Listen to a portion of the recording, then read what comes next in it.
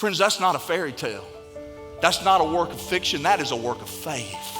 I was reminded this week of a story about a man named Hugh Latimer and Nicholas Ridley. Hugh Latimer was a seasoned bishop, and in 1854, he and Marcus Ridley, as Queen Mary, who we know as Bloody Mary, was being ascended to the throne, she wanted to root out all of that had come along in the Protestant Reformation.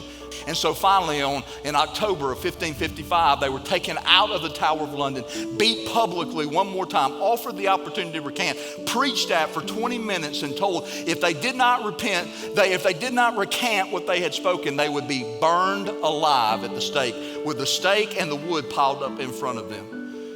And they went to the stake, knelt down in front of each one of them, kissed the stake, and began to pray. God, you be glorified in our life. Hugh Latimer looks at the man who is binding him, and he says, my friend, I have but one request. Hugh Latimer, a 70-year-old bishop, looked at the man and said, I request that you tie my bonds tight that I might not leave my post.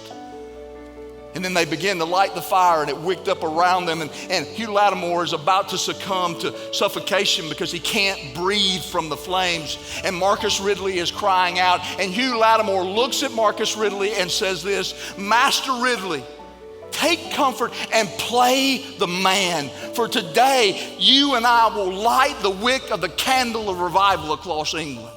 Friends, that's not a fairy tale. That's not a work of fiction. That is a work of faith.